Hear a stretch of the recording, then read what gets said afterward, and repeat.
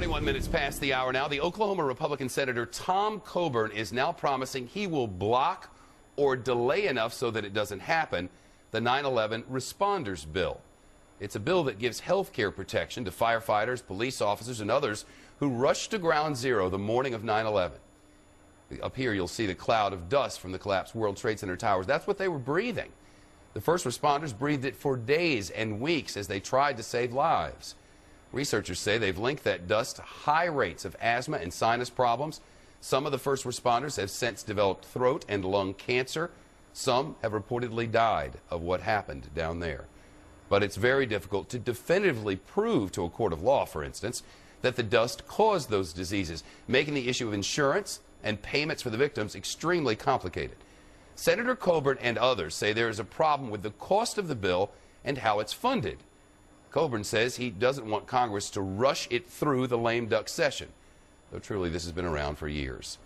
Today, first responders who rushed to Ground Zero, who are now sickened and dying, shared their stories. Respiratory ailments began almost immediately. The cancers, they began just a couple of years later. Me, myself, I have lung disease, asthma, nodules, and I have scarring on my lungs. This is not a game, okay? This is human life that we're talking about. We're not asking to have a bill passed to send us to Disneyland. We're not asking to have a pool put in all our backyards. We're asking for the right to live. Who in this room has been to 44 funerals in the last 4 years? Raise your hand. Anybody? Me.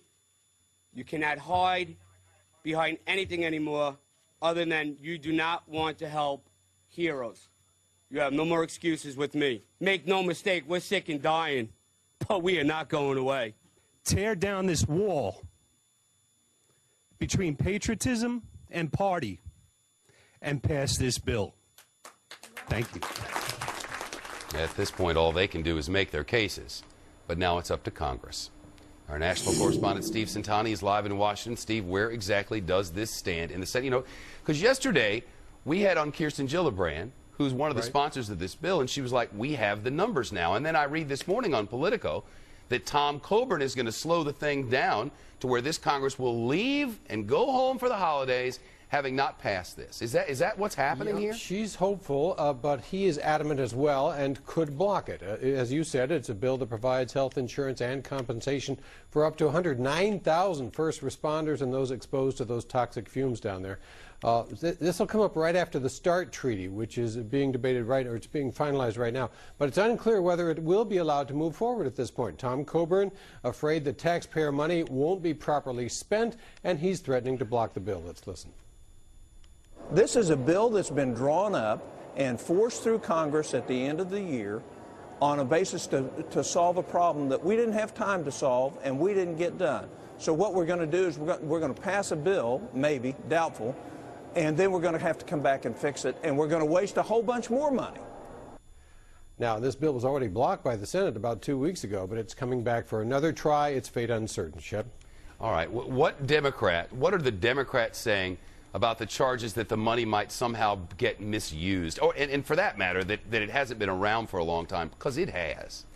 Well, right. And they say this bill is the way to make sure the money is used effectively for the right people in the right way. And they accuse the Republicans of playing politics in that the recent election showed a lot of public support for fiscal restraint. We now have the votes to prevail. The only thing standing in our way is people who might want to run out the clock. They can't succeed with the votes. So they're going to try to delay and delay and delay till time runs out. We plead with them. Please do not do that. That is not fair. That is not right. And the clock certainly is ticking. If the bill does pass the Senate this time around, its chances in the House are good, but the question is timing. Will all this get done before Christmas, before the end of the year, before the new Congress takes over? Shep? What is the thinking on Senator Coburn's part? Is his thinking that they want to do it in the next Congress so the next Congress gets credit? Is that at all what this is about?